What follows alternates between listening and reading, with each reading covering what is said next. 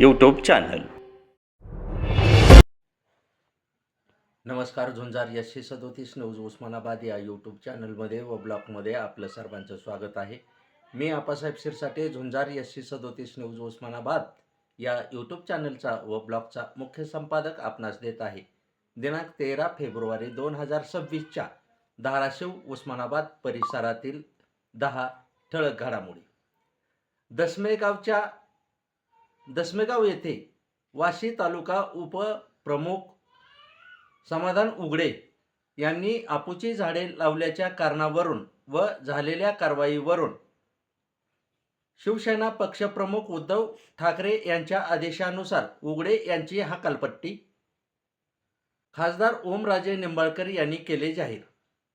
धाराशिव उस्मानाबाद येथे पोलीस भरतीसाठी मुक्कामी आलेल्या उमेदवारास खासदार ओमराजे निंबाळकर यांनी केली राजे कॉम्प्लेक्स परिसरामध्ये समर्थ मंगल कार्यालय येथे केली निवासाची व्यवस्था.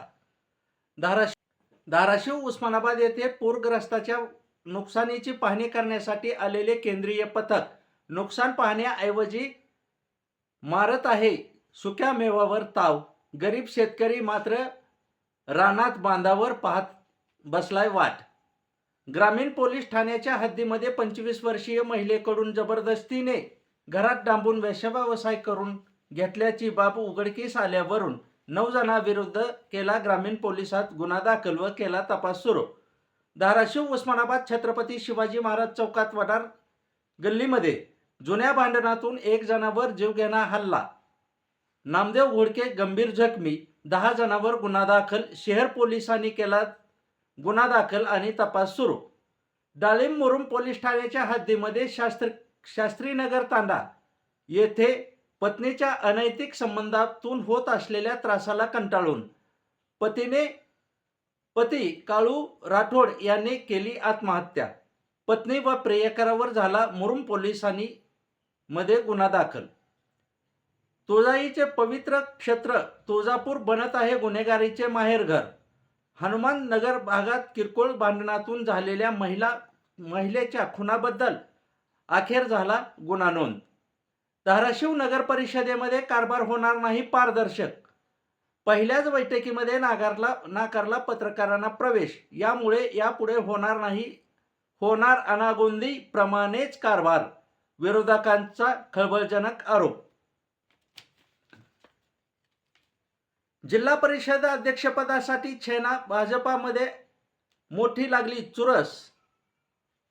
सावंत मोठ बांधण्यासाठी तयारी केली सुरू.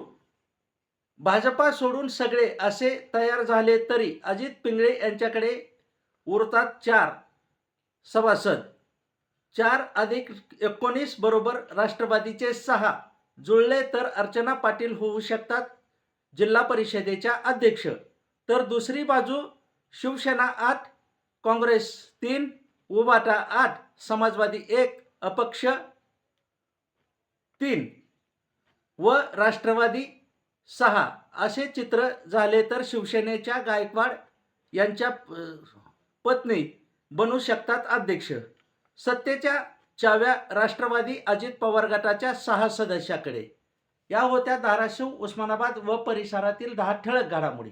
अशाच घडामोडी पाहण्यासाठी झुंजार 137 न्यूज लाईक करा, शेअर करा, सबस्क्राईब करा, तसेच बेल आयकॉन दाबायला विसरू नका.